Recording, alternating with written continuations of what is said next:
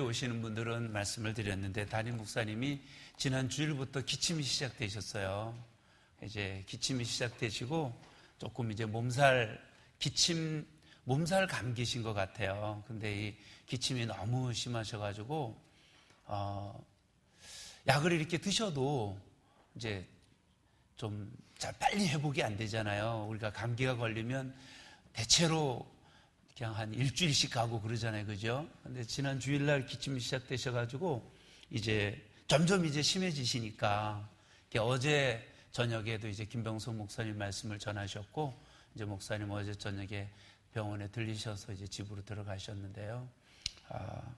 기침 몸살 감기가 얼른 회복되시도록 기도 부탁드리겠습니다. 예, 잠깐 기도하겠습니다. 하나님 우리 아버지, 오늘 이렇게 귀한 우리 귀한 성도님들을 오늘 주의 전에 이렇게 불러주시고 우리들이 하나님 말씀을 함께 나누면서 그리스도인으로서 이 세상에서 어떠한 삶을 우리가 살아야 하는가를 우리가 함께 나누게 해주시니 하나님 감사합니다. 또 말씀을 함께 나누는 저와 또 받는 우리 귀한 우리 참 모친님들과 자매님들, 우리가 같은 성령으로 우리에게 우리 하나님이 말씀해 주시고 우리 마음 가운데 또 하나님 제가 그런 삶을 살겠습니다 하고 우리가 다짐하는 이 시간이 되도록 축복하여 주시옵소서.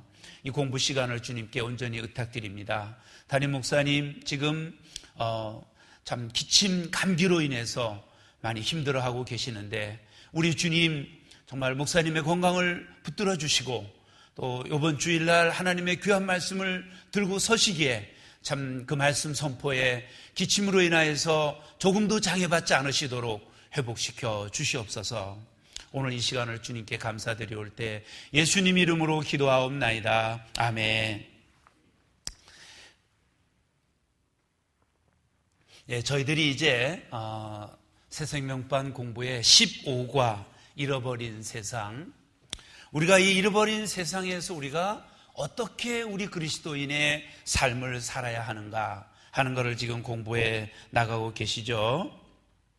그래서 이쪽에서 당신이 예수 그리스도를 위해 살고자 한다면 당신은 세상으로부터 반대에 부딪힐 것을 깨달아야 합니다. 그러니까 세상에 믿지 않는 사람들의 반대가 있는 거는 이건 뭐 당연한 것이고요. 또 세상에 우리가 살면서 이런저런 반대가 있다. 그래서 4쪽에 와서 로마 숫자 3번에 이 반대 세력을 어떻게 이 반대 세력을 극복할 것인가. 그래서 거기서 1번에서 유순한 대답을 하십시오. 가능한 한 싸움은 피하십시오. 그랬습니다. 그리고 거기에서 A, 당신의 삶으로 하나님을 기쁘게 해드리십시오. 그래서 선행을 통해서 하나님을 기쁘시게 해드리라 하는 거고 12번에서 하나님을 의지하는 믿음을 가지십시오. 그래서 그 반대 세력을 극복하는데 그 다음에 D번에서 당신을 핍박하는 자를 사랑하고 도우십시오.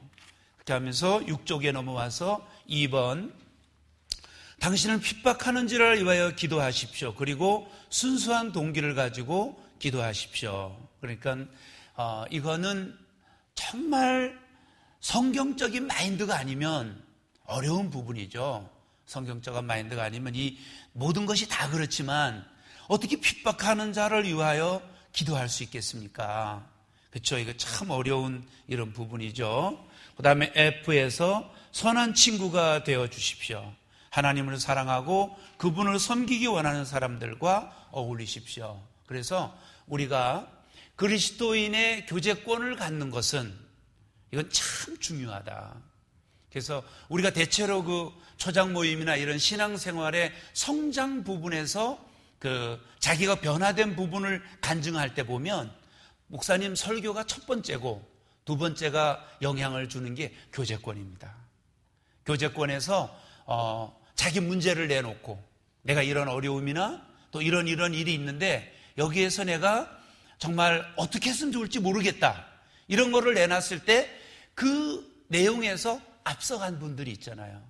그분의 간증을 듣고 그분의 권면을 통해서 변화되는 이런 모습을 우리가 보게 되는 것입니다. 그래서 이 믿음의 교제권은 참 중요하다. 우리가 예배드리고 또 교회는 나오고 있어도 함께 믿음에서 내 마음과 신앙생활을 터놓을 수 있는 교제권이 없다면 참 변화는 더딘 거죠. 그죠? 그렇기 때문에 여기에서 선한 친구가 되어주십시오. F를 받고요. 그래서 오늘은 저희들이 G번부터 우리가 공부하게 되겠습니다. 자, 우리 그럼 G번 같이 한번 읽어보도록 하겠습니다. 시작. 자신을 하나님의 말씀에 푹 빠지게 하십시오. 그랬습니다. 예, 그럼 로마서 12장 1절 2절을 같이 한번 읽겠습니다. 12장 1절 2절 시작. 그러므로 형제들아 내가 하나님의 모든 자비하심으로 너희를 권하노니 너희 몸을 하나님이 기뻐하시는 거룩한 사한 제사로 드리라. 이는 너희의 드릴 영적 예배니라. 너희는 이 세대를 본받지 말고 오직 마음을 새롭게 함으로 변화를 받아 하나님의 선하시고 기뻐하시고 온전하신 뜻이 무엇인지 분별하도록 하라 그랬습니다. 여기서 저희들이 보는 것은 이 12장 1절에서 헌신입니다. 너희 몸을 하나님이 기뻐하시는 거룩한 산제사로 드리라. 이 헌신이죠. 하나님 앞에 나 자신을 드리는 것이죠. 그런데 우리가 이 신앙생활에서 변화되는 그 말씀을 듣고 변화되는 게 있잖아요. 변화돼서 그 변화가 어렵기도 하고 어렵지 않기도 합니다. 그럼 어려운 건 어떤 것입니까? 어려운 거는 말씀을 듣고 내가 하려고 하니까 어렵게 되는 겁니다. 그럼 어렵지 않은 건 어떤 것인가? 어렵지 않은 것은 첫째로 헌신을 해야 됩니다. 이 헌신의 동기는 우리가 그랬잖아요. 고린도전서 6장 19절 20절에 너희 몸은 너희 것이 아니고 값으로 산 것이 되었다 그랬잖아요. 그러니까 우리 몸은 이니 우리 주님이 십자가에서 흘린 피값으로 우리를 사셨기 때문에 우리가 하나님 앞에 나 자신을 양도한다는 것은 내 거를 하나님 앞에 드린다 이런 의미가 아니고 하나님의 것을 하나님께 양도한다. 이게 헌신이죠. 그죠? 그래서 헌신이 첫째로 이루어졌을 때, 그랬을 때 우리는 변화가 시작이 됩니다.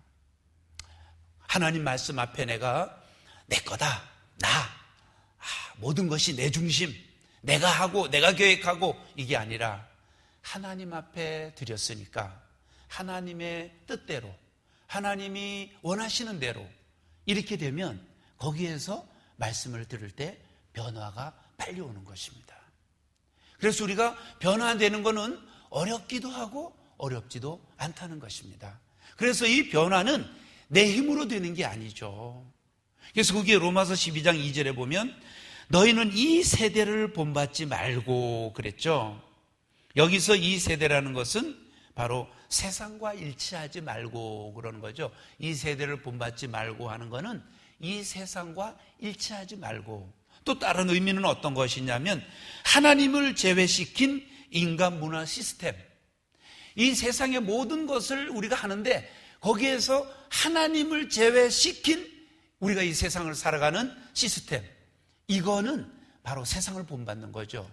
하나님을 제외시키는 거니까. 그런데 우리는 어떻습니까? 우리는 하나님을 중심에 둔 세상 문화를 보니까 내가 여긴 같이 못하겠다, 내가 이 일은 같이 못하겠다, 이렇게 나오는 거죠. 이 일은 같이 못하겠다. 세상에는 그리스도인을 공격하는 게 참 많습니다. 우리가 유혹을 받기도 하고 공격을 당하기도 하는데, 유혹을 받는 것은 우리가 이 세상 문화 시스템에서 육체의 정욕과 안목의 정욕과 이생의 자랑이 우리를 계속 끌어당기는 것입니다. 이거를 해야 돼, 이런 거는 봐야 돼, 이 정도는 괜찮아 하는 이런 것들이 계속 세상은 하나님을 제외시킨 인간 이 세상 시스템에서 우리를 끌어들이려고 그러는 거죠. 하나님 믿는 사람도 이거 다 하는데, 이런 정도로 우리를 끌어들이려고 그러는 거죠. 그런데 우리는 어떻습니까? 하나님을 제외한 인간 문화 시스템에는 우린 들어갈 수 없다. 그렇게 하니까 계속 반대에 부딪히게 되는 거죠. 그런데 이거를 내 힘으로 어떤 것을 하려고 하면 어렵습니다. 그래서 말씀에 푹 빠지십시오 그랬죠. 어떻게 말씀에 푹 빠질 수 있습니까?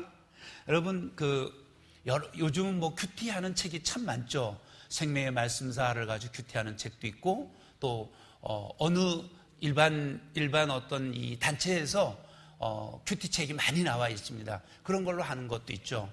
저희들은 이제 우리 목사님이 매일의 양식을 가지고 우리에게 이제 큐티하도록 그걸 항상 공급해 주셔요.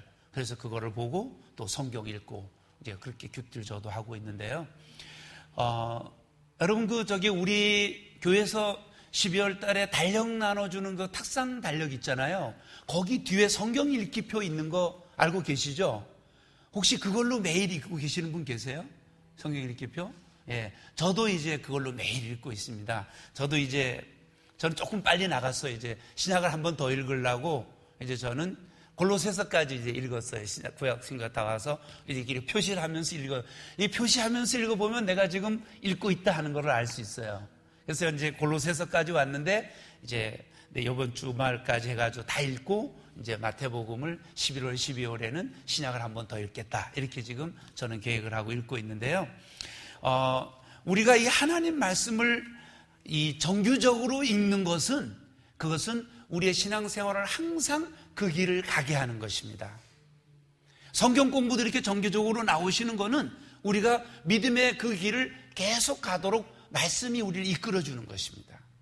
그렇기 때문에 우리가 하나님의 말씀에 푹 빠진다는 것은 어느 날 하루아침에 되는 게 아니고 조금씩 쌓아가는 것이 이게 큰 거죠.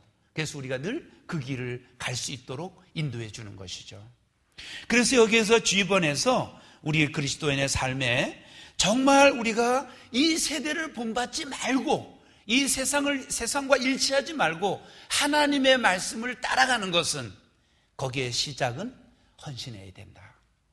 하나님 앞에 나 자신을 드려야 된다. 주님이 나를 핏값으로 사셨기 때문에 주님 저를 받으시고 저를 써주십시오 하고 주님 앞에 그랬을 때 나의 변화는 시작이 된다 하는 것을 여기서 말씀을 드립니다.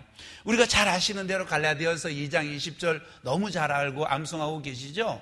우리 한번 암송 한번 해볼까요? 시작. 내가 그리스도와 함께 십자가에 못 박혔나니 그런즉 이제는 내가 산 것이 아니요 오직 내 안에 그리스도께서 사신 것이라. 이제 내가 육체 가운데 사는 것은 나를 사랑하사 나를 위하여 자기 몸을 버리신 하나님의 아들을 믿는 믿음 안에서 사는 것이라. 그 전에 그죠? 그러니까 내가 이미 십자가에 못 박혔다. 죽어야 되는 아직 안 죽은 거잖아요. 그죠? 그러나 이미 이 사도 바울이 여기에서 딱 선언한 건 뭐예요? 이미 나는 죽었다. 십자가에 못 박혔나니. 그렇죠? 그래서 우리 그리스도인의 삶은 그거를 인정하고 가야 돼요. 그럴 때 하나님이 어떤 일을 시켜도 내가 아니고 주님이 원하시면 하나님의 뜻이면 그렇게 하겠습니다 하고 우리가 고백할 수 있게 되는 것입니다. 그래서 우리 여기서 지금 어떻게 이 반대 세력을 극복할 것인가에서는 이제 마지막 G번에서는 하나님 말씀에 푹 빠지면서 우리가 내 자신을 헌신하고 이 세대를 본받지 말라 하는 것에 여기에 마무리가 됐습니다. 자, 그럼 이제 우리가 로마 숫자 4번에 왔어요. 4번을 같이 한번 읽어보시죠. 시작. 세상 사람들은 그리스도인인 나를 어떻게 평가하는가? 어떻게 평가하는지 우리가 들어볼 수도 있고 또 못 들을 수도 있죠. 그죠? 근데 한번 우리가 이제 이 로마 숫자 4번에서 그러면 세상 사람인 이 사람들이 내가 예수 믿는다고 하는 나를 어떻게 평가하는지, 그리고 또 나는 거기에서 어떤 삶을 살아야 하는지 중요한 제목이 되죠. 그죠? 한번 우리 A번 같이 한번 읽어보겠습니다. 시작. 세상 사람들은 당신의 입술이 아닌 행동을 통하여 당신이 하나님을 사랑한다는 것을 압니다. 뭐를 통하여 알아요? 행동. 옛날에 한때 그런 말이 있죠. 예수 믿는 사람은 물에 빠져도 입은 다 살 것이다. 그렇게까지 말을 했죠. 말을 워낙 잘한다 그래서 입은 살 것이다. 그렇게 얘기를 했는데요. 우리가 여기 두 가지를 보는 게 뭐냐면 우리가 구원받았다고 하는 것은 하나님 앞에는 행위가 필요 없습니다. 믿음입니다.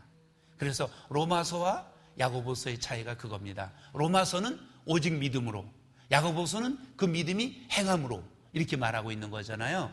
그래서 우리가 구원받았다고 하는 것이 하나님 앞에는 우리 행위가 아무 필요 없어요. 믿음이면 돼요.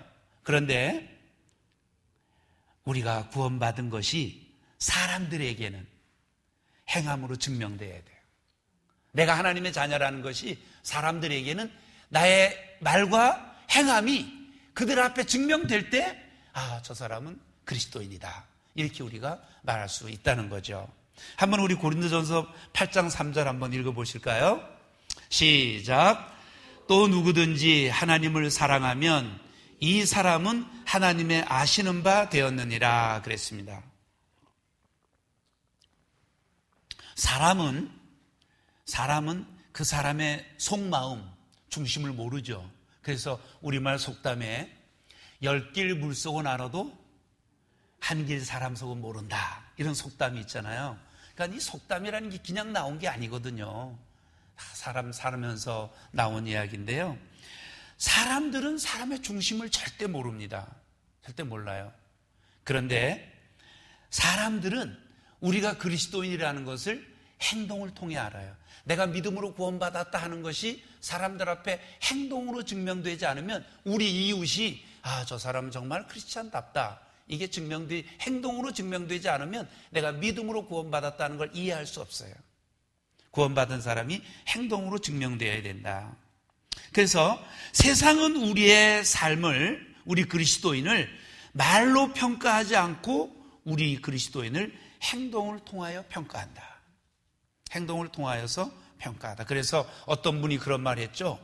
우리 그리스도인의 삶은 제5복음서이다. 그만큼 중요하다. 우리 그리스도인이 어떤 삶을 사는가가 정말 중요하다 하는 것을 여기서 말씀을 하고 있습니다.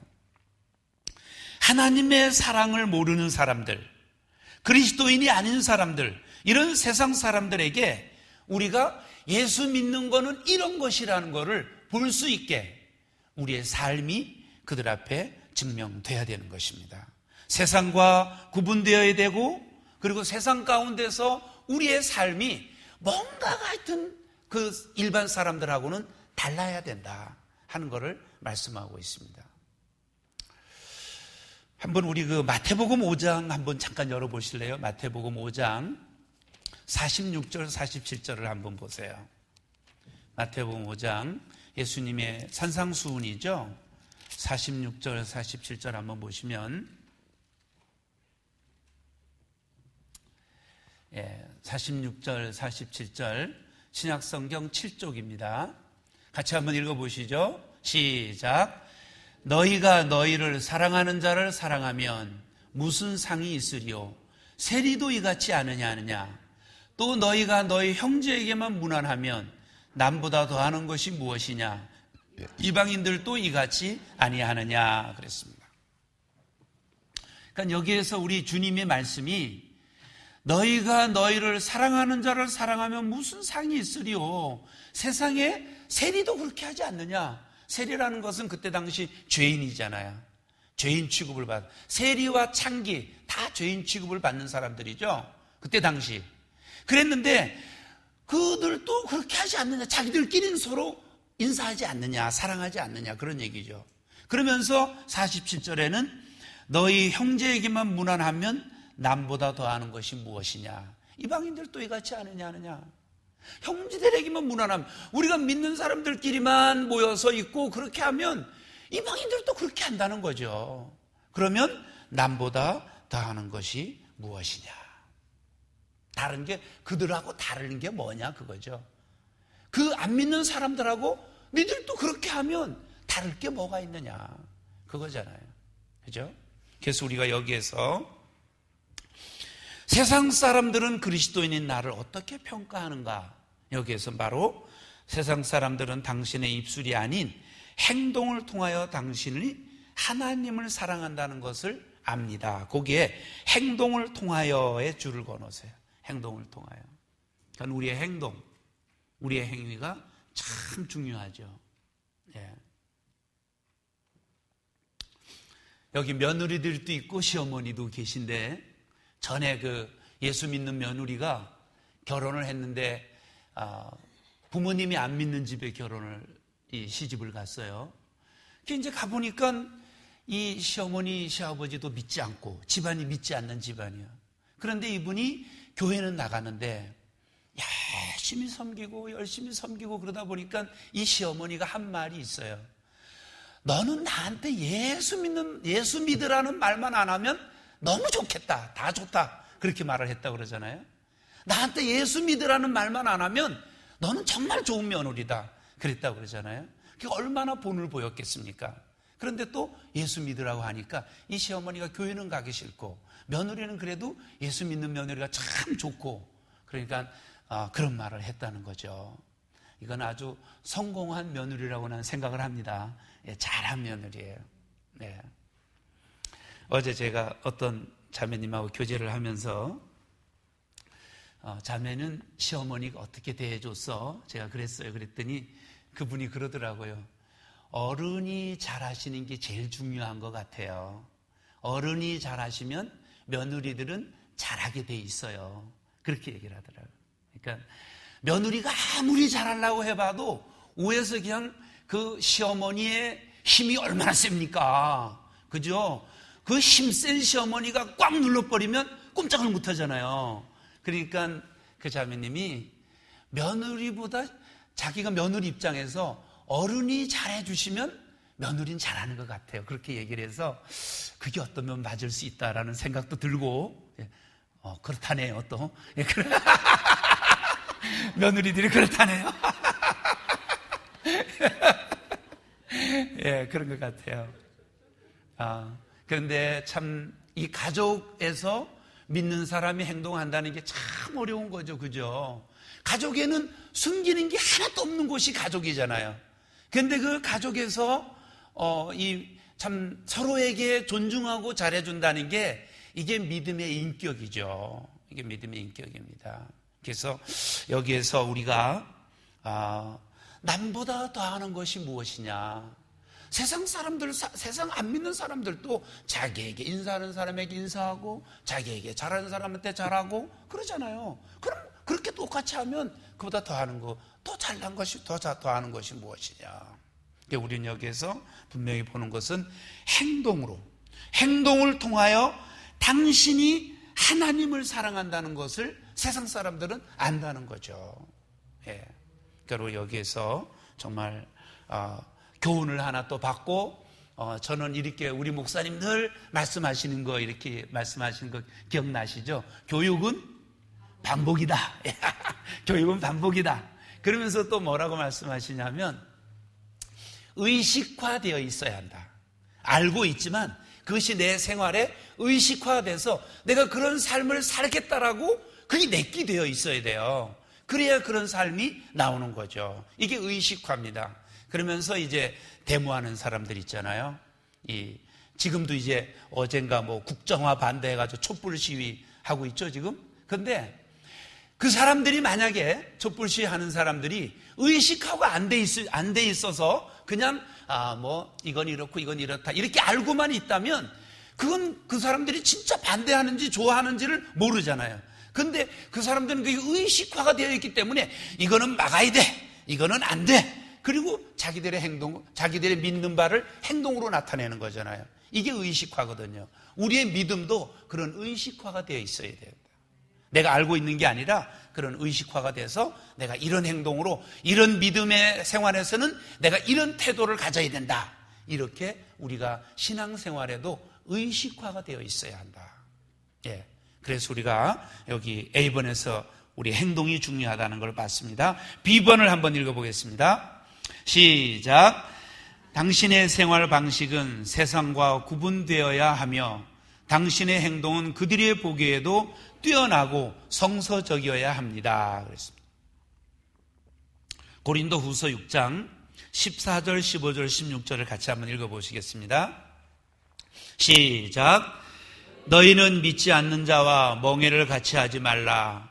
의와 불법이 어찌 함께하며 빛과 어두움이 어찌 사귀며 그리스도와 벨리알이 어찌 조화되며 믿는 자와 믿지 않는 자가 어찌 상관하며 하나님의 성전과 우상이 어찌 일치가 되리요.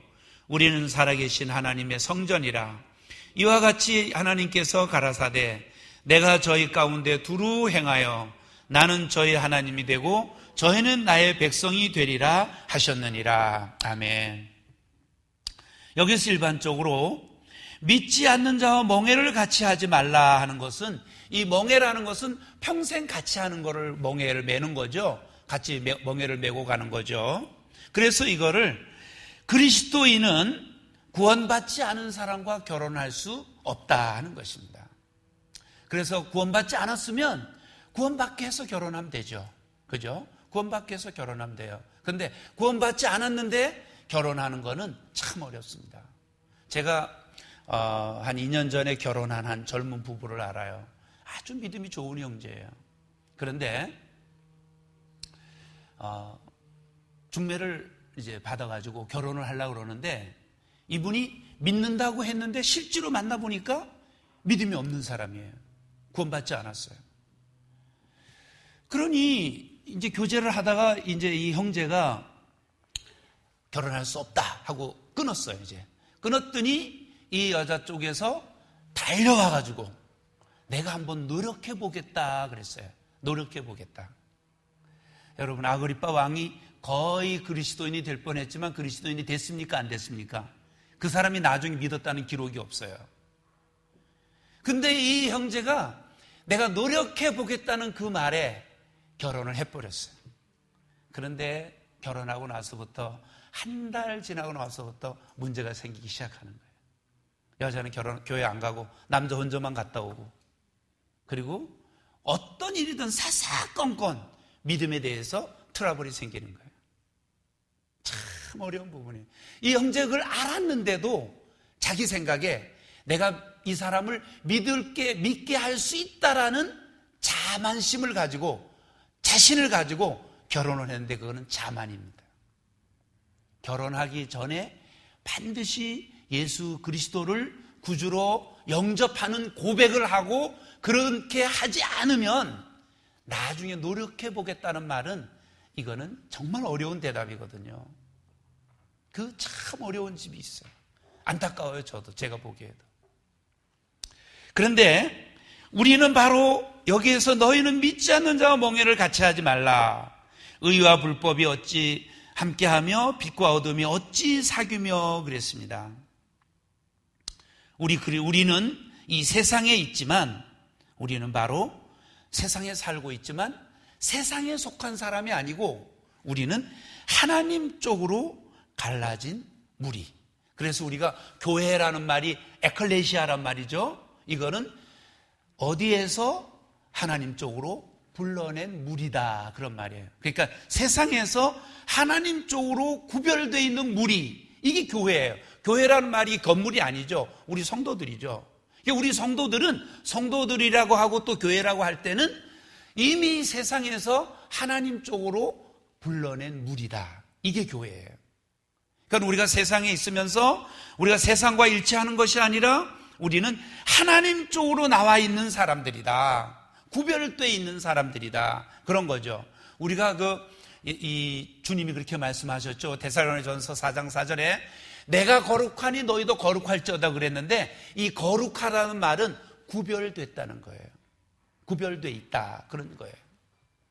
그래서 우리가 이 예수 믿는 사람이 이 세상에 살면서 정말 성경대로 살기 때문에, 우리가 성경대로 살기 때문에 세상 사람들이 지탄한다면 이건 성공한 그리스도인이에요. 그런데 성경대로 살지 않고 세상과 똑같이 살기 때문에 지탄받는 것은, 이거는 그리스도인으로서 승리하지 못하는 사람이에요. 세상 사람들이 어떻게 한다고 거기에 동조하고, 불법인데도 거기 같이 하고, 이건 그리스도인으로서 할 수 없는 일이에요. 그래서 우리는 여기에서 이 15절에 그리스도와 벨리알이 어찌 조화되며 그랬는데, 여기에서 이 벨리알이라는 말은 가치 없는 자, 불법의 사람, 이런 뜻이에요. 가치 없다, 불법의 사람이라, 이런 뜻이에요. 그러니까 이 불법은 사단이에요. 사단은 절대 진실을 말하지 않습니다. 항상 거짓을 말을 하는데 그 뒤에는 거짓이 숨어 있어요. 그렇기 때문에 하나님과 이 그리스도 예수님과 불법이 어찌 함께 할 수 있냐? 함께 할 수 없는 거예요. 같이 할 수 없죠. 우리가 진리의 영이 있는데 어떻게 부정한 일을 불법과 어찌 함께 할 수 있겠느냐? 함께 할 수 없습니다. 지난번에 우리가 그 주일학교 소풍을 갔어요. 이제 10월 17일 날 이제 저기 포천의 아트밸리라고 아주 좋은 곳이에요. 한번 가족이 가서 재미있게 놀 수 있는 아주 좋은 곳이에요. 거기를 갔는데 이제 거기 갔더니 이제 그 노천극장이 있어요. 노천극장이 있어서 그 앞에서 우리가 밥도 먹고 사진도 찍고 이제 그러고 있는데 12시가 되니까 이제 거기에 공연하는 사람들이 왔어요. 거기 뭐 드럼도 있었고 기타도 있었고 다 있었는데 그 중에 한 사람이 저에게 오더니 그래요. 목사님, 이 애들을 좀 정리를 시켜주세요. 너무 뭐라 그랬더라, 너무 부자연스럽던가 뭐 이런 얘기를 해요. 그래서 여기 우리가 있으면 이렇게 하면 안 되냐요? 그랬더니 있으셔도 괜찮은데요. 우리가 이제 공연을 시작하니까 그래요. 그래서 그러냐고. 우리도 지금 이제 밥을 먹고 이제 곧 우리도 그 천문학관이 있어요. 그 별자리 보고 하는데 이제 거기 가려고 그러니까 곧 가겠습니다. 그랬는데 이 사람이 나를 떡 붙잡더니 이제 나를 화를 돋구는 얘기를 해요. 뭐라 그러냐면 다른 사람들은 안 그러는데 기독교만 오면 이렇게 그런다고. 뭐 그런 기독교를 들어서 이제 저를 이제 마음을 이제 좀 요동시키려고 그러더라고요. 그래서 제가 그랬어요. 지금 하고자 하는 요건이 뭐냐고, 나한테 말하고자 하는 요건이 뭐냐, 애들을 정리시키는 거냐 기독교 비판이냐, 내가 그랬어요. 그랬더니 이 사람이 애들 정리시키는 겁니다. 그래서 다른 말을 그럼 하지 마세요. 그리고 이제 애들 정리시켜서 이제 단체 사진을 찍고 이제 오후 이제 이렇게 놀았는데 그 사람이 느닷없이 그런 얘기를 하는 거예요. 다른 단체 얘기를 들면서 꼭 기독교만 오면 이렇게 질서가 없는 것 같다는 식으로 그런 얘기를 하는 거예요. 그날 우리가 참 좋았거든요. 날씨도 좋고 엄청 좋았어요, 거기가. 그래서 이제 그거를 이제 가만히 제가 좀 삭히느라고 시간이 좀 걸렸어요. 혼자 삭히느라고 이거를 시간이 좀 걸렸어요, 제가. 그런데 제가 그랬습니다. 우리 교사들 이제 보고, 저 사람들은 자기들이 비판하기 좋아하는 사람들의 말이니까 우리가 염두에 두지 말자. 그리고 우리가 여기서 놀지 못하는 곳에서 논 것도 아니고 거기 이제 그 잔디에 깔판이 있었어요. 이렇게 약간 스펀지 비슷한 깔판이 있었는데 그거를 이제 공연하면 그걸 깔고 앉아서 이제 보는 거예요. 그래서 우리 이거 안 쓰는 거를 갖다 쓰는 것도 아니고 쓰는 거를 쓴 거고 우리가 한 것은 아무 문제 없다. 그러니까 저 사람이 그 말 한 거는 다만 사단이 사단이 우리를 좀 이렇게 소풍을 망치려고 계획한 것 같다. 그러니까 신경 쓰지 말고 우리 가자. 그리고는 가가지고 아주 재미있게 지냈어요. 그래서 왔는데 그걸 삭히느라고 한참 걸렸어요.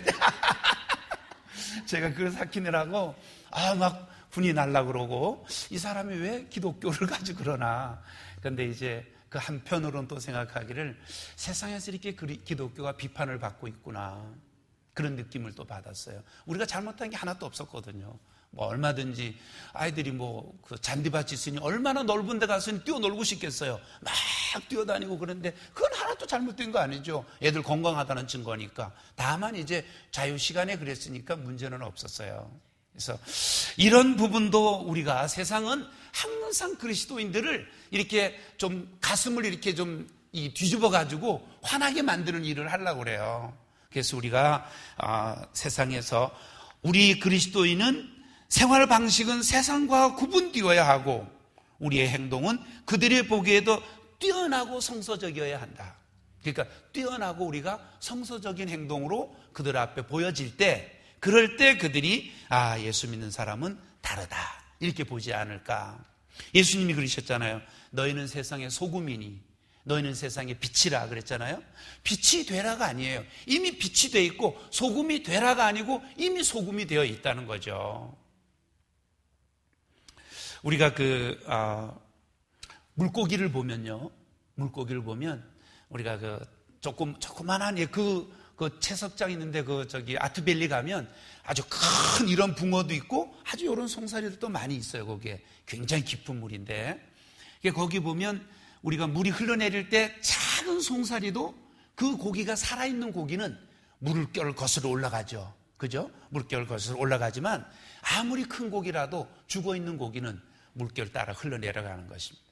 우리는 세상에 있으면서 우리가 그리스도인이라면 세상의 물결에 흘러가면 안 되고 우리는 그 세상의 물결에서 성서적인 방법이 어떤 것인가를 가지고 하나님의 말씀대로 우리는 세상의 물결을 거스려 가야 되는 겁니다. 그게 우리 그리스도인이에요. 이게 바로 뭘로 나타나냐면 행동으로 그런 부분이 나타나야 된다 하는 것입니다. 그래서 우리는 여기에서 그들이 보기에도 우리는 뛰어나야 되고 우리의 태도나 말이나 행동이 성서적이어야 한다 하는 걸 여기에 비번해서 봤는데요. 우리 그 밑에 베드로전서 2장 9절도 한번 읽어보겠습니다. 시작.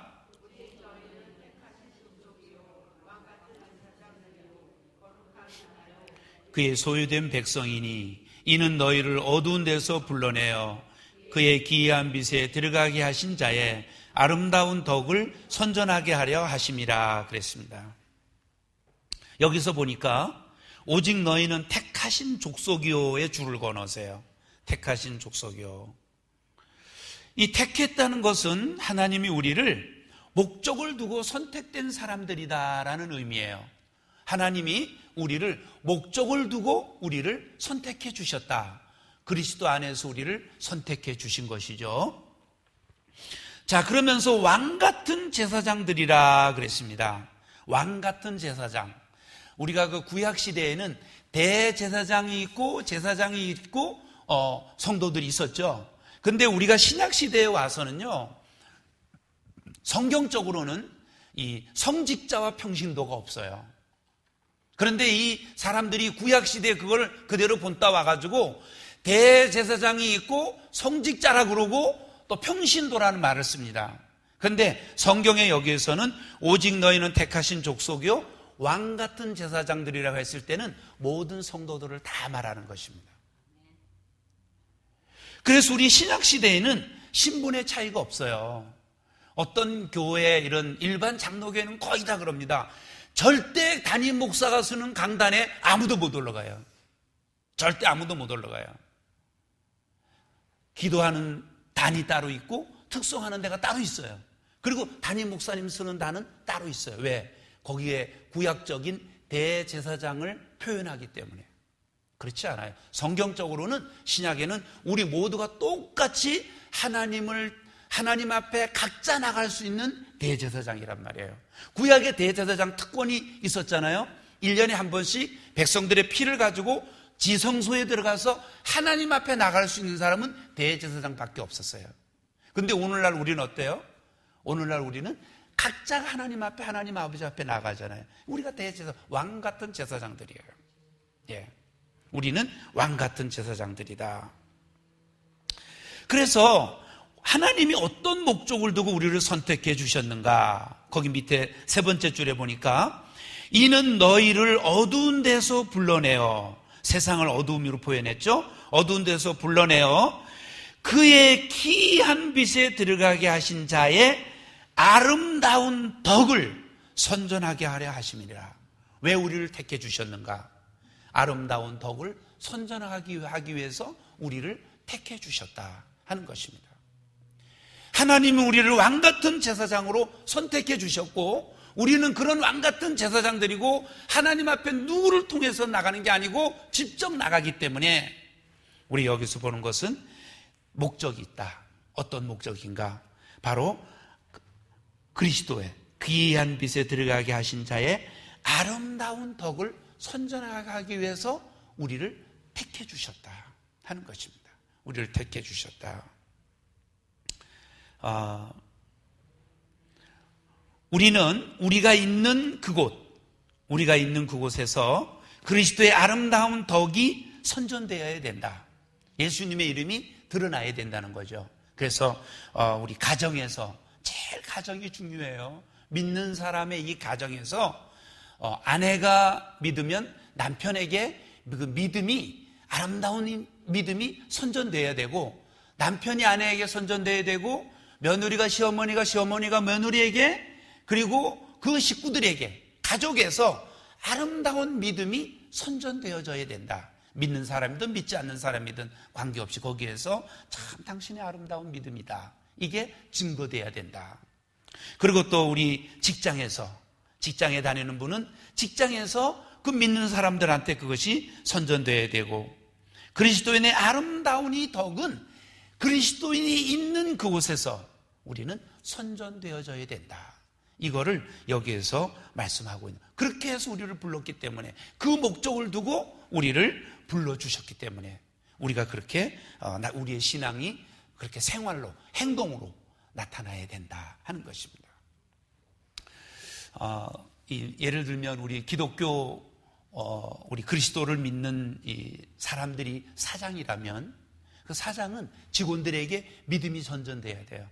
우리 사장님은 다르다, 역시 믿음이 다르다, 이게 나타나야 되죠. 근데 이제 제일 어려운 부분이, 그런 분들이 이제 이런 게 어렵다고 그래요. 믿기 때문에 30분 빨리 와서 예배하고 시작하자 하는 것이, 사장님의 의도는 너무 좋은데 직원들한테는 그 30분을 뺏는 거잖아요.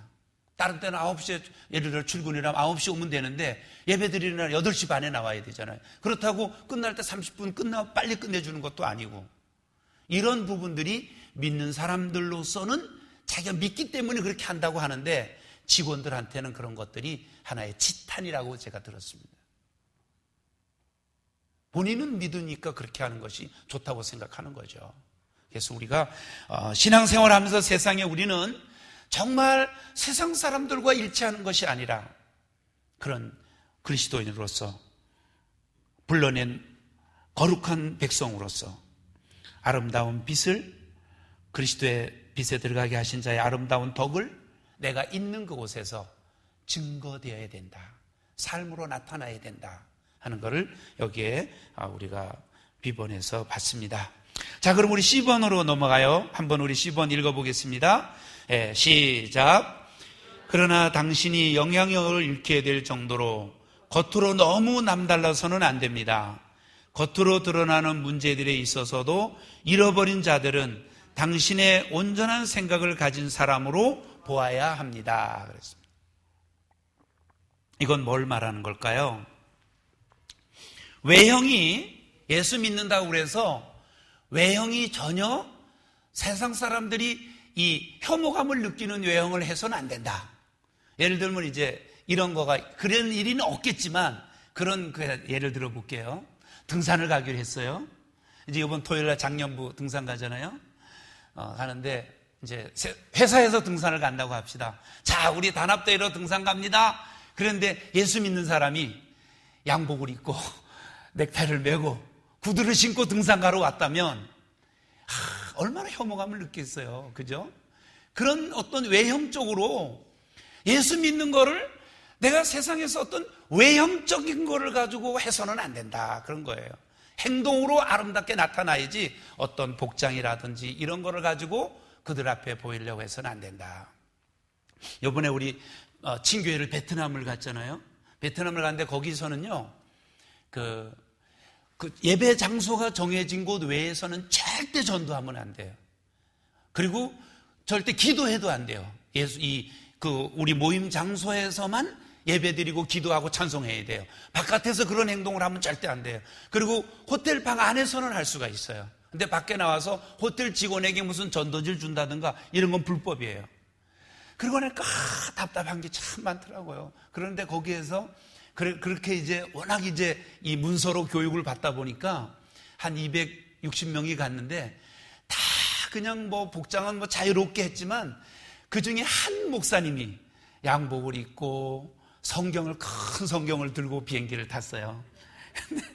그리고 이제 거기 갈 때도 이분은 큰 성경을 들고 다니는 거예요, 거기에서. 그건 괜찮죠. 내가 성경 읽으려고 들고 다니는 거니까 괜찮은데, 하여튼 이제 또 배를 타는 기회가 한 번 있었어요. 근데 거기에서도 성경을 들고 또 이제 왔어요, 이분이. 그런데 이분은 그게 믿기 때문에 나는 그 시간만 되면 성경 읽겠다 하는 거는 참 좋은데, 혹시라도 그런 것이 그 베트남 사람들에게 어떻게 보이면 안 되는데 하는 그런 염려도 좀 있었어요. 그러니까 우리가 여기에서 지금 말씀하는 거는 뭐냐면 예수님이 구주셨잖아요. 하나님의 아들이셨죠. 그런데 그분이 외형으로 다르셨나요? 그때 당시 제자들하고 뭐가 달랐었나요? 우리가 일반적으로 뭐 예수님 이렇게 성화 사진을 보면 뒤에 이렇게 뭐죠 그게? 이렇게 불빛이 이렇게 된 거 있잖아요. 예수님 다니실 때 그랬으면 다르다 알았겠는데 그러셨나요? 안 그랬어요. 똑같았어요. 심지어는 가룟 유다가 예수님을 팔 때 어떻게 했습니까? 누가복음에서 기록한 걸 보면 그 파는 무리들을 이제 검과 뭉치를 가지고 무리들을 데려와 가지고 혹시 잘못 잡을까봐 잘못 찍을까봐 내가 입 맞추는 자가 그이니 그를 잡으라 그랬잖아요. 그 표시를 했잖아요. 그 잡으러 온 사람들하고 혹시 예수님을 잡는다 하고 베드로를 잡을 수도 있잖아요. 그죠? 잘 모르니까 그럴까봐 내가 입 맞추는 자가 그이니 그를 잡으라 그렇게 단단히 약속을 하고 왔어요. 그리고 예수님한테 와가지고 선생님 안녕하시옵니까? 그러니까 예수님이 친구여 네가 나를 입맞춤으로 파느냐. 그래서 사람들이 와서 예수님을 잡았거든요. 그러니까 예수님이 그분이 구주셨고 그랬지만은 전혀 외형은 그때 당시 유대인으로서 예수님의 제자들하고 똑같았단 말이죠. 그러니까 우리가 교회 올 때 복장은 항상 우리 남자들은 정장, 또 자매들은 또 자매의 정장이 있고요. 그렇죠? 또 교회 올 때 복장이, 그리고 또 우리가 야외 날 때 복장도 있고 다 다릅니다, 우리가. 그렇지만 우리가 거기에서 어떤 외형적인 거를 가지고 틀리게 행동해서 그 예수 믿는 사람이다. 이게 아니라 정말 믿는 사람들은 그의 태도와 그의 행동에서 믿는 사람은 역시 다르다, 뛰어나다. 이것이 증거되어야 될 줄로 믿습니다. 자, 그래서 우리 8쪽으로 넘어가서 빌립보서 4장 5절을 한번 읽어보겠습니다. 빌립보서 4장 5절 한번 읽으시죠. 시작. 너희 관용을 모든 사람에게 알게 하라. 주께서 가까우시니라 그랬습니다. 여기서 우리가 이 시번에서 보는 것은 어떤 것을 보냐면 너희 관용입니다. 관용을 모든 사람에게 알게 하라. 모든 사람, 믿는 사람과 믿지 않는 사람 알게 하라 그런 거죠. 그래서 이 관용을 한번 사전에 찾아봤더니 남의 허물을 너그럽게 받아들이고 용서하는 것 이렇게 해놨더라고요. 남의 허물을 너그럽게 받아들이고 용서하는 것. 그러니까 다른 사람이 나한테 어떤 허물이 되는 행동이나 태도가 있었다면 그거를 내가 너그럽게 그거를 내가 받아들이는 거예요. 받아들이고 용서해야 돼요. 용서해야 돼요. 초대교회 그리스도인들의 세 가지 특징이 있었다면 그들은 온전히 기도하는 게 있었어요. 초대교회 성도들에게 기도하는 게 있었고 그들에게 능력이 있었습니다. 능력이 있었어요. 그리고 그들에게 있었던 것이 관용입니다. 관용. 너그럽게 용서하고 받아들이는 것. 받아들이고 용서해 주는 것. 이게 관용이에요. 그러니까 우리 그리스도인들은 정말 이 베드로가 그랬잖아요. 위에 있는 상전들에게 순종을 하는데 선하고 관용하는 사람에게도 순종할 뿐만 아니라 까다로운 사람에게도 그렇게 하라 그랬잖아요. 그죠? 까다로운 사람에게도 그렇게 하라. 그러니까 까다로운 사람도 세상에 있어요. 믿는 사람도 까다로운 사람이 있어요. 믿는 사람이라고 다 그렇게 너그럽지는 않아요. 그런데 우리가 이 그리스도인의 삶에 왔더니 어떤 사람의 허물을 이 너그럽게 받아들이고 용서해 주는 것, 이게 참 관용하는 게 쉽지는 않은데 그게 그리스도인으로서 필요한 부분이다. 즉 나타나는 그리스도인이라는 이 그리스도인의 삶을 증명하는데 꼭 필요한 부분이다. 그걸 여기에서 말씀을 하고 있습니다. 고린도전서 9장 22절 한번 읽어보시죠. 고린도전서 9장 22절입니다. 시작. 약한 자들에게는 내가 약한 자와 같이 된 것은 약한 자들을 얻고자 하며 여러 사람에게 내가 여러 모양이 된 것은 아무쪼록 몇몇 사람을 구원코자 함이니 그랬습니다. 이 바울은 유별나지 않았습니다. 그들하고 동일시했어요. 그러니까 약한 자들에게 내가 약한 자와 같이 동일시했습니다. 그래서 바울은 그랬죠. 모든 것이 가하나 다 유익한 것이 아니요 모든 것이 가하나 다 덕을 세우는 것이 아니다. 내가 내 것 갖고 이렇게 하는데 누가 뭐라고 그래? 물론 그렇죠. 그렇게 말할 수 있죠. 그렇지만 우리는 내가 모든 것이 가하지만 다 유익한 것이 아니고 모든 것을 내가 가하지만 다 덕을 세우는 것은 아니다. 그러니까 우리는 여기서 바울은 약한 자들에게 약한 자와 같이 되었고, 그리고 또 여러 사람에게 내가 여러 모양이 된 것은 아무쪼록 몇몇 사람들을 구원하기 위해서 그렇게 했다. 이렇게 여기서 말씀을 하고 있는 것입니다. 바울은 그래서 이 고린도 교회에 보면은 이 텐트 메이커라는 말이 바울에게서 나왔잖아요. 천막 만드는 일을 했어요. 그래서 바울은 천막 만드는 일을 하면서 거기에서 나오는 수입을 가지고 자기가 생활하면서 복음을 전했어요. 그래서 이 일을 요즘 이제 이 목사나 선교사의 이름을 가지고 못 들어가는 곳, 그런데도 바로 이 텐트 메이커들은 들어가잖아요. 직업을 가지고 그쪽으로 가서 일을 하면서 복음을 전하는 거죠. 그래서 원래 그 김조동 선교사님도 현대 엔지니어링이 있을 때 텐트 메이커로 이 베트남을 가려고 그랬어요.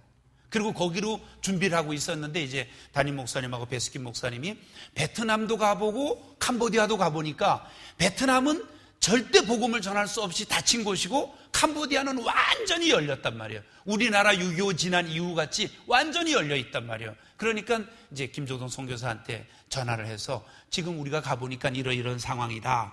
김조동 선교사 생각엔 어떤지 결정해라. 그러니 김조동 선교사가 그렇다면 캄보디아로 가겠습니다. 그래서 그분이 캄보디아로 간 거잖아요. 얼마나 지금 그 교회 사역을 열심히 벌여나가는지 몰라요. 예.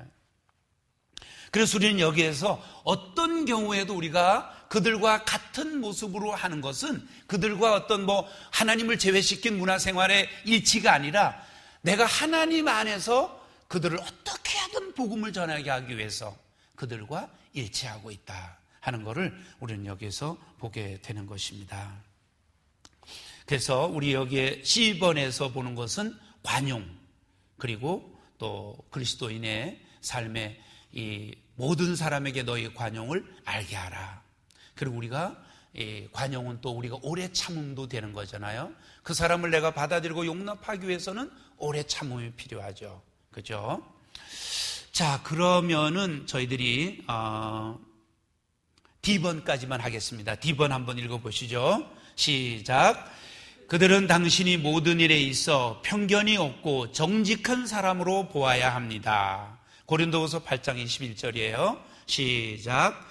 이는 우리가 주 앞에서만 아니라 사람 앞에서도 선한 일에 조심하려 함이라 그랬습니다.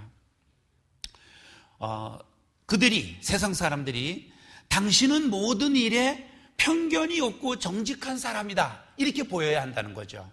우리가 예수 믿는다고 우리가 편견을 가지고 공정하지 못하다면 이것도 올바르지 못한 것입니다.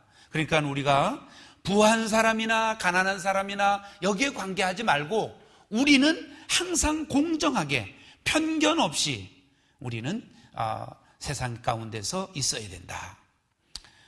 그렇다고 우리가 하나님께는 조심하고 사람에게는 아무렇게나 된다 이런 의미가 아니죠. 우리 그리스도인의 삶이라는 것은 하나님 앞에 수직적인 관계에서 올바로 이루어져 있다면 수평적인 관계에서 사람들에게도 우리는 믿음의 삶을 보여야 된다. 그러니까 만약에 학교 선생님이라고 해보십시다. 학교 선생님인데 이 공립학교에서는 안 믿는 사람 관계없이 다 있잖아요. 그죠? 거기 있는데 믿는 사람이라고 내가 교사가 믿는 사람이라고 선생님들 이 공립학교에서 믿는 사람들에게만 어떤 혜택을 준다면 이거는 절대 올바르지 못한 거죠. 그죠? 그러니까 그들이 볼 때 믿는 사람이라 선생님이지만 그들이 볼 때 편견이 없이 저 선생님은 공정하다, 똑같다, 참 모든 것에 아주 공평하다 이런 것이 보여져야 된다는 거죠. 우리가 편견을 가지고 어떤 일을 해서는 안 된다. 로마서 12장 17절도 한번 읽어보시겠습니다. 시작. 아무에게도 악으로 악을 갚지 말고 모든 사람 앞에서 선한 일을 도모하라. 예. 모든 사람 앞에서 선한 일을 도모하라. 여기다 줄을 그어놔주세요. 예. 모든 사람 앞에서 선한 일을 도모하라. 그러니까 이 악으로 악을 갚는 건 어떤 것입니까? 이건 보복이죠. 그죠? 너 나한테 이렇게 했지? 나도 너한테 그렇게 할 수 있어? 이게 보복이잖아요. 그죠?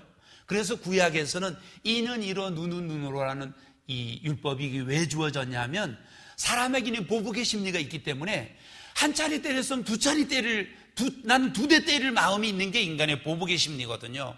그러니까 한 차례 때렸으면 한 차례만 때려야 되고 눈을 해치게 했으면 눈만 해쳐야 된다는 거거든요. 이게 이는 이로 눈은 눈으로의 법칙이에요. 그런데 예수님은 뭐라고 말씀하셨습니까? 절대 그걸 초월의 반응을 하셨죠. 오른뺨을 치는 자에게 왼뺨을 돌려대고 그 초월의 반응이죠. 그러니까 우리 그리스도인의 삶에 여기서 편견 없고 정직한 사람으로 보여야 된다는 것은 그들 앞에 우리는 악으로 악을 갚지 말고 나에게 한 대로 나도 너한테 보복하겠다 하지 말고 오히려 선한 일을 도모하라. 이런 것은 선한 일을 도모할 수 있는 여건을 만들라. 그런 것입니다. 선한 일을 도모할 수 있는 여건을 만들라. 그러니까 우리의 신앙생활에 참 선한 일은 우리가 헤아릴 수 없이 많습니다. 삶에서. 그렇지만 우리가 그리스도인으로서 하나님 앞에서 공평하게 또 정말 우리가 어떤 경우에도 어떤 사람이든 우리가 공정하게 대하고 또 믿음으로 우리가 대할 때 그럴 때 우리를 통해서 하나님의 영광이 드러나게 될 줄로 믿습니다. 예, 오늘 이 말씀이 우리 모두에게 축복이 됐으면 좋겠습니다.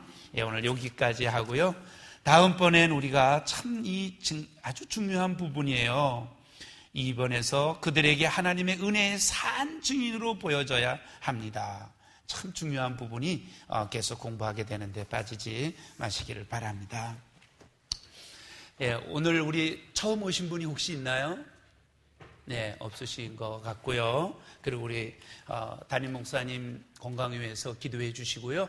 기침이 빨리 멈춰서 건강 회복하시도록 기도해 주시고요. 내일 작년부 소풍이잖아요, 그죠? 여기 내일 가시는 분들 이름 적으신 분들 한번 손 들어보세요. 내일 가시는 분들. 내일 모레 토요일날 한 분, 두 분, 세 분, 네 분, 다섯, 여섯, 일곱 분이시네요. 예, 아마 지금 간다고 하면 안 되는 걸로 알죠, 그죠? 예, 그날 지난 주일까지 다 끝났어야 됐어요. 감사드리고요. 또 가시는 분들은 좋은 소풍 되시기를 또 오늘 아침 저희들 사역자 모임에서도 기도했습니다. 그럼 저희들 우리 기도하고 마치겠습니다. 하나님 우리 아버지, 참 그리스도인으로서 우리가 이 세상을 살아가는 것이 믿음 안에서 볼 때 쉽기도 하고 어렵기도 합니다. 하나님, 그러나 우리가 우리 자신을 우리 주님 앞에 헌신하고 주님이 우리에게서 살아 역사하시면 우리의 한 걸음 한 걸음 손짓 하나 말 한마디 눈짓 하나가 하나님의 영광을 드러내는 저희들이 그런 삶을 살게 될 줄로 믿습니다. 오늘 여기 오신 모든 분들 승리하도록 축복하여 주시옵소서. 다시 한번 우리 담임 목사님 정말 감기 몸살에서 속히 회복하시도록 축복하여 주시옵소서. 주님의 은혜에 감사드리옵고 예수님 이름으로 기도하옵나이다. 아멘. 예,